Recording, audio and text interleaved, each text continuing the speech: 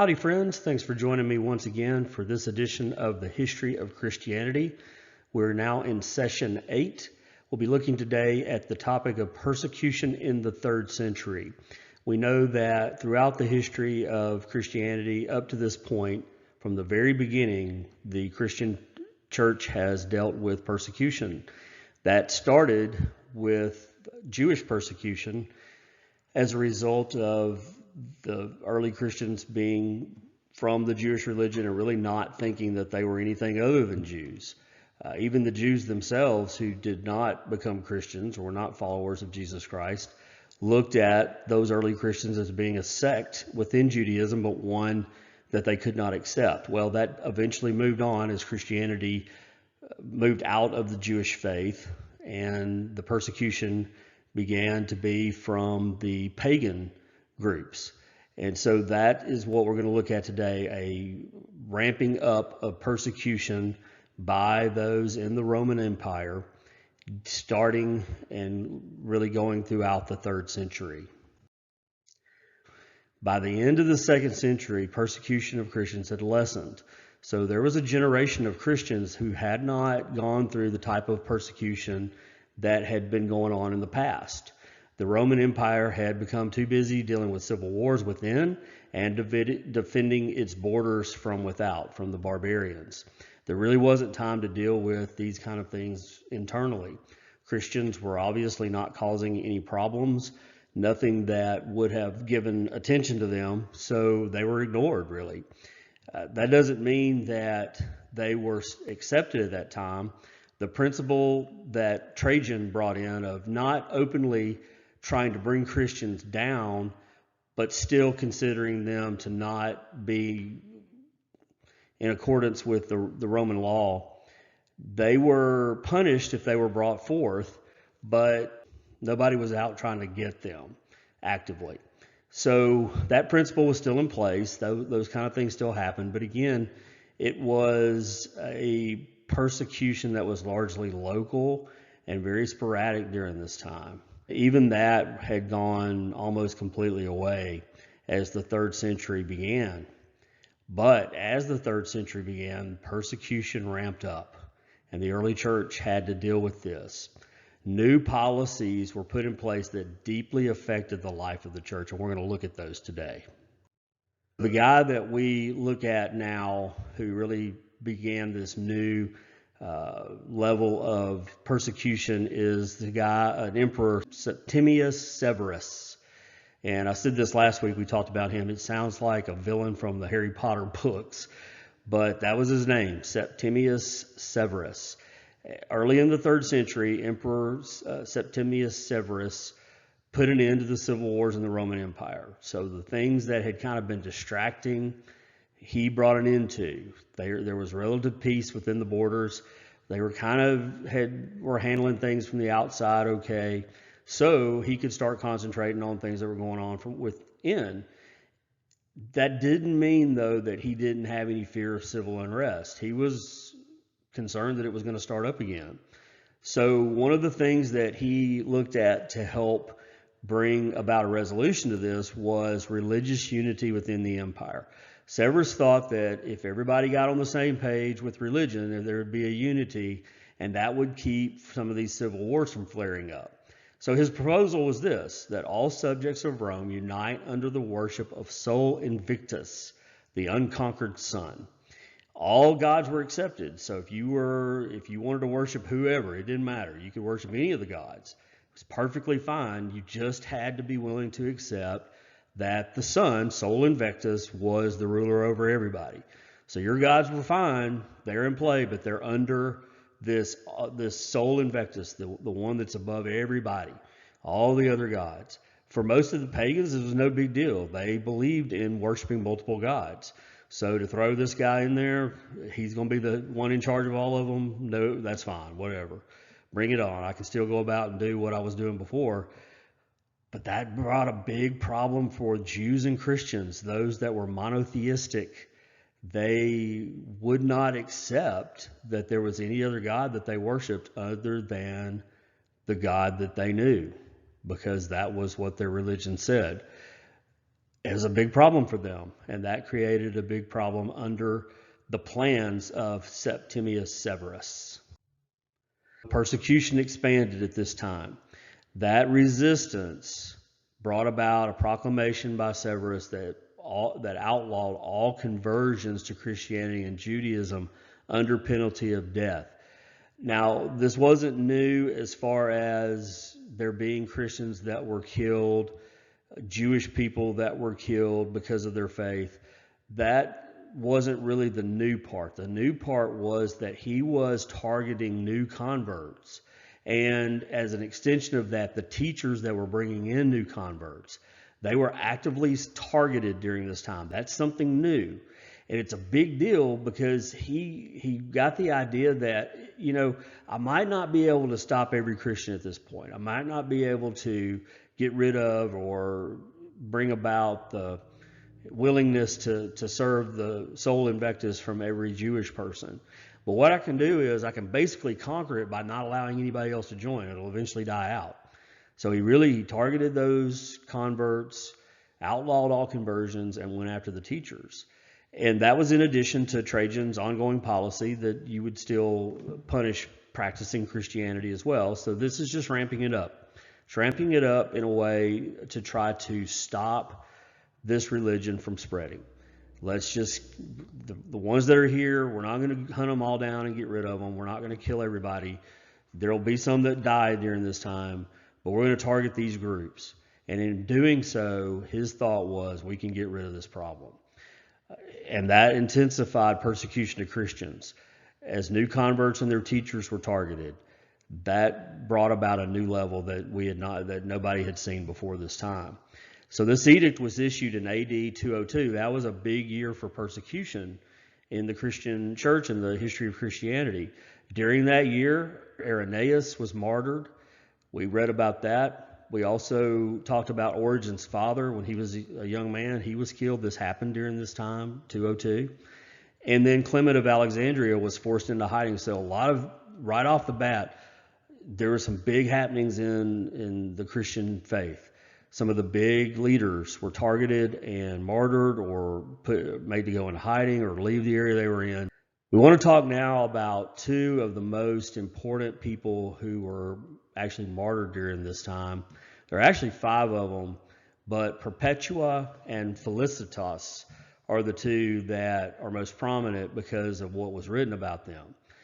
It took place probably in AD 203. There were actually 5 martyrs, and they were catechumens. What that means is they were awaiting baptism. They were about to be baptized into the faith. So they had done everything that was required of them to be ready to join as converts into Christianity, and they were going to be baptized. Obviously, they were a target group. These were new converts, a group that the emperor was going after. So they were prime targets for this. Perpetua was a young, well-to-do woman. Her family was prominent in the area, very well known, and she actually was a mother. She was nursing her infant child at this time.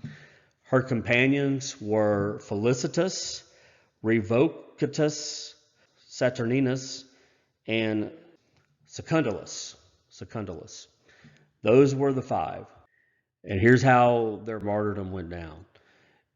Perpetua's father was prominent enough that he thought, hey, I can bring her about, I can help her out here, but she's going to have to abandon her faith. She's going to have to say, you know what, I'm not going to be a Christian anymore.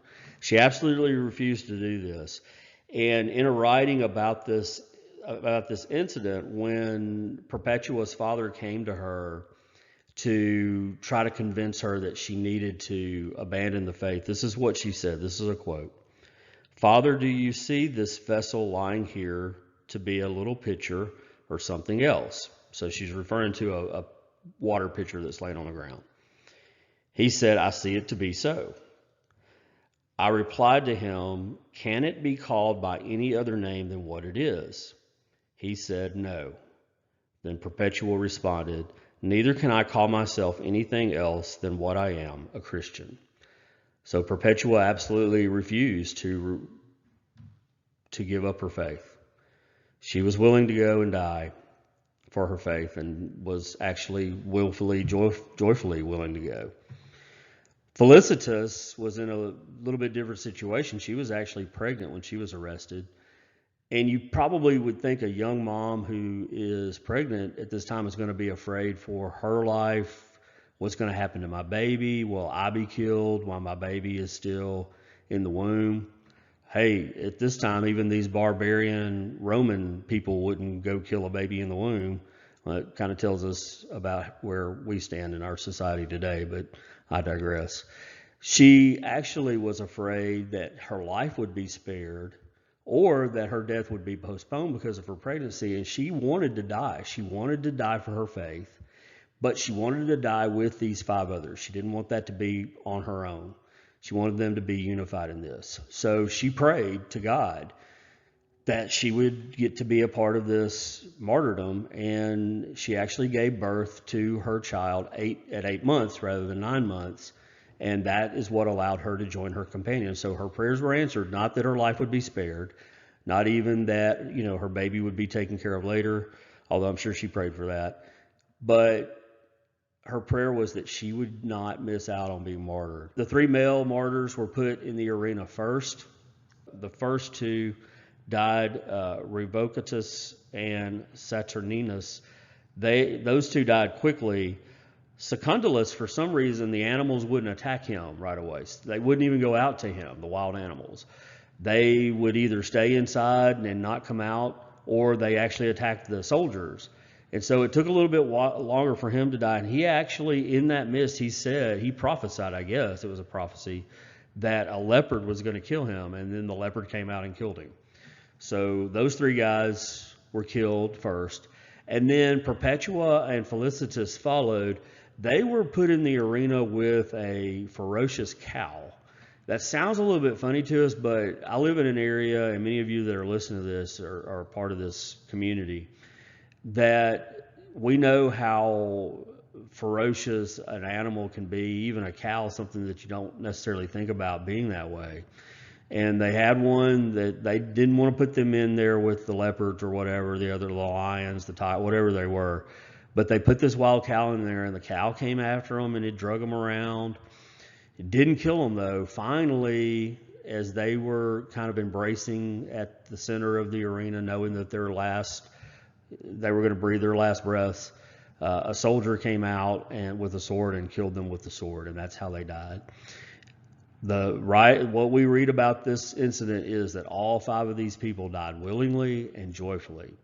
They were very happy to give their life up for their faith. Again, it's just something that I think unless you're in that position, you can't really relate to it, and you can't understand what the feelings would be for that. There are plenty of other people during this time, and then later on, as we're going to see in a moment, that they didn't want to give up their life for their faith.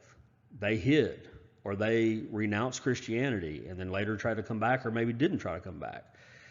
So not everybody did this. This wasn't something that was widespread, but it was definitely there were definitely those that felt the desire to make this ultimate sacrifice for their faith. And we can definitely have a lot of honor and respect for them. Not forgetting that our brothers and sisters around the world today, many are also having to do this very thing. They may be alive now, but many of them know that it's very likely that they won't remain that way for long because of the stand that they've taken to follow Jesus Christ. We need to remember to pray for them. We need to remember to pray to God to be with them and to have love in our hearts for them, though we may not ever know their names. We'll know them one day. So this is something that we think about probably for us Westerners as being something from the past, but it's actually something that still goes on to this day. Well, for whatever reason, shortly after these events, persecution ramped down for a time. From AD 211 to 249, there was a time of relative peace for Christians. There were a couple of things that went on in there during that time where some persecution kind of broke out, but it was very short-lived, localized. So they had a really nice time of peace, almost 40 years of peace for these Christians. So a new generation is going to come after this that didn't come up during a time of persecution, and they handled things a little bit differently. And this time is brought about by the rule of Emperor Decius. Emperor Decius came into power in AD 249. He was kind of a guy that we would call today an old school Roman guy. He wanted to return Rome to her former glory, and he wanted to get back to doing things the way it used to be done. He didn't like the empire that had a lot of civil wars going on. They were actually being threatened from the barbarians from without, and couldn't handle that group, couldn't get rid of them. They kept coming. He didn't like that. He wanted to get back to the way things used to be. So he's an old school guy. He's looking for the old school way. And because he was a traditional Roman, he believed that one of the reasons for Rome's struggles was that they had abandoned the ancient gods. He believed very fervently that it made all the sense in the world they were having problems because they abandoned the worship of the gods who were the ones that were going to give them victory and give them good times. Obviously, in his mind, they needed to be back. They needed to get back to worshiping them. So Decius ordered that it was mandatory to worship the ancient gods. It was not a compulsion that just would kind of half-heartedly be put out there, but it was mandatory. He wanted every single person in that empire to worship those ancient gods.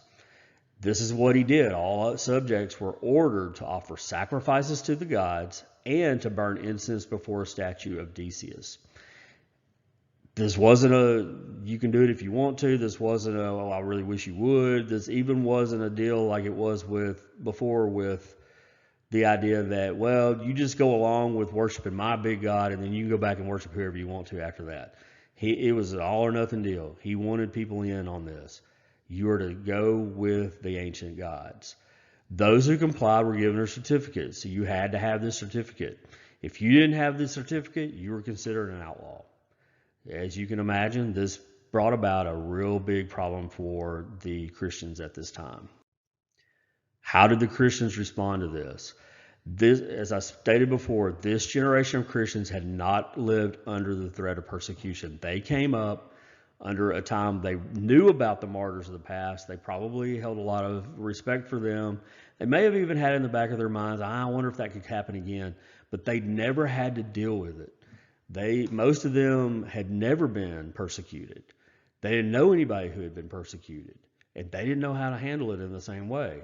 So what happened when this edict was brought down? Well, right away, some willingly said, okay, I'll do it. I will obey whatever the emperor says. And they went right out there and they offered these sacrifices and they burned the incense and got their certificate.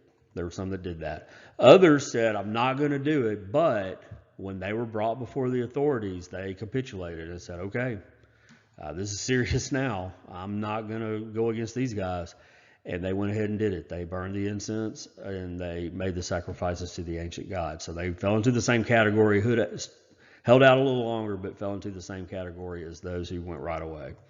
Then there was another group who they did not do the sacrifices. They did not burn the incense, but they got a fraudulent certificate. So they were able to go out and get a copy of a certificate, make a fake one, whatever it was, so that they didn't get persecuted for it. So they didn't actually go ahead and do it.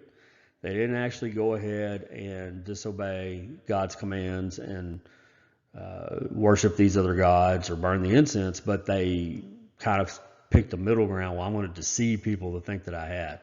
So not a great look for them either, but not as bad as the ones that actually did go through with the worship. But also, even though they had not lived under this time of persecution, there were many who refused to obey the edict, and they stood firm. What was the response then from Decius? Obviously, he was in no mood to say that it was okay. Those Christians, whoever they were, if they refused to obey, they didn't have that certificate, they were arrested. And they went out looking for them. It wasn't a deal where they were just, well, if somebody comes along and you have to do it. He wanted these people to do that. But the goal was a little bit different. The goal of the persecutions in the past were to try to get rid of these people. Death was in play for sure. Martyrdom was a big part of this. His goal wasn't the same. He didn't want persecution and death. He wanted compliance. He wanted to force them to do what he said. He didn't want to get rid of his subjects. He didn't want to wipe them out. He just wanted them to do what he was telling them to do. That made this a little bit different type of persecution. The authorities attempted to use promises, they used threats, and they used torture to force Christians to abandon their faith. So if you got arrested, you were probably not going to die, but you were going to be under heavy pressure, even to the point of being tortured in horrific ways to make you comply and abandon your faith. That's an awful position to be in. It's bad if you have to die and give up your life, but that's a one-time thing. Once it's done, it's done. If you're in a position where you're arrested, you can be kept in prison for years. You can be tortured for a long time and have to go through that over and over again for the sole reason of getting you to do the one thing you know you can't do, abandon your faith. It was a terrible time in Christian history. This is the time we read about, or we talked about this last week. Origen was imprisoned and tortured under this policy. He was 70 years old, and he actually died once released. He wasn't tortured for the purpose of dying, but because of his age, he couldn't withstand the torture, and he died. There were other Christians that died as a result of it too, but again, that wasn't the purpose of it. It did happen sometimes, but most of the ones who went through this survived it. This was not a local and sporadic persecution. This was a systematic and universal persecution. So it's looked back on in church history as being a very dark time in the history of the church. Christians who abandoned their faith were considered apostates. But those who refused to recant but were not killed, which was most of them, became known as confessors, and they were a very special group within the church. Thankfully, this persecution was brief, as Gallus replaced Decius as emperor in AD 251. Gallus did not continue this policy. There came up more internal civil dispute issues. The barbarians were really putting a lot of pressure. He had bigger fish to fry than worrying about this. So all of that went ramped down. This brought about another period of peace for Christians after this happened. So the last part of this is, what happened to those who left the faith or abandoned their faith, or at least said that they were, and worshiped the other gods? This was a big issue in the church. What do you do with them? Many of them wanted to come back. There was some thought that these who were the confessors ought to be the ones to decide what the conditions were to bring them back. But there was definitely church leadership that didn't want that to happen. So the decision was made that there would be a meeting, and during this meeting of church leadership, they would make the decision about under what conditions these apostates can come back into the church if they wanted to. And their decision was this: if they had just gotten the fake certificates, they were allowed to come back and repent and be back in good standing with the church. If they were repentant, but they had burned the incense and sacrificed to the gods, then they could not be back in right standing until on their deathbed. On their deathbed, they could be brought back into the faith and, not have to fear dying and going to not be with God, going to hell. But they couldn't do it in their lifetime. It had to happen on their deathbed. And then those who had not repented or were not willing to go on with what the church said and had done this, they could never come back. It didn't matter what they did. So those are kind of the three categories and the responses. The thing that's a big deal about this is this kind of highlights some things that had been going on through the centuries of the Christian church. There were times when there was a split because of these decisions, and there was a split in this time too. Some people thought that the confessors ought to be the ones to make this decision. Some people thought that these restrictions were too strong, that if these people were repentant, it didn't matter what, you bring them back. They were repentant and they should be able to come back. Some thought they were being too lenient, that they should never get to come back, that once you're out, you're out. And there was a big split that happened. It went on for some time. This wasn't the first time that there were splits in leadership or in opinions that kind of brought different factions in the church. But there were two big things that came about as a result of these kinds of issues. One was the supremacy of the church and the leadership in the church. It was no doubt that the church, those that were in the hierarchy of the church wanted to make sure that they were the ones to make the decisions about this stuff. And so they began to take prominent roles as they would have these meetings that they would come together and make these big decisions, and they wanted it to be very well known that that was the policy that was going to be done. It didn't matter what anybody else thought. They were the voice for the church, and you were to follow what the church said. It was at this time, there was a quote, I don't have the exact quote, I meant to write it down, I didn't, but it was basically, it's a famous quote you may have heard before, that no one can have God as their father that doesn't have the church as its mother, or their mother. Again, it's not the exact quote, but it's just the idea that you have to go by what the church says. The church is the body of Christ, and it is to be respected as such. And that was a prevailing thought, and it's what people ultimately went along with. Even those that went against it had to come back to it. So that was one thing. The other thing that came about as a result of this is there needed to be some kind of way of dealing with those who had sinned and had gotten out of good standing with the church.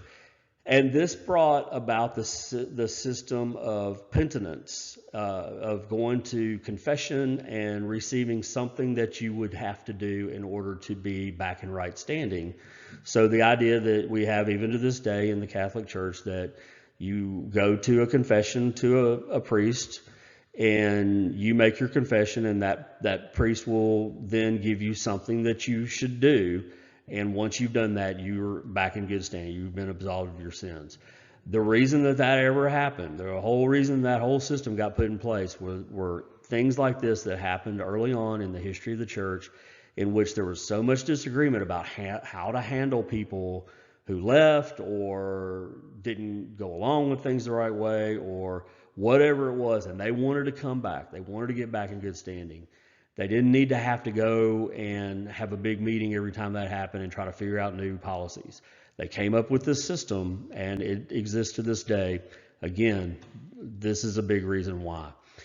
Next week, we're going to look at more of just kind of a general look at what Christian life looked like during this time. I think you'll really find it interesting to see some of the things. We've looked at very specific things about the history up to this point. But just get a general sense of what was church life like, what was worship like, what was church polity like, what did people think about Scripture, those kind of things. What was a life of a Christian like at this time? So we're going to look at that next week. I think you'll very much enjoy that. End today with wishing you well, wishing you blessings wherever you are, and hope that you will continue to be a part of this as we learn more and more about church history. A big shout out again to Justo L. Gonzalez, his book, The Story of Christianity, a big part of this presentation and material that is used to create it. Again, have a great day, have a great week. God bless you, and hope to see you again next week.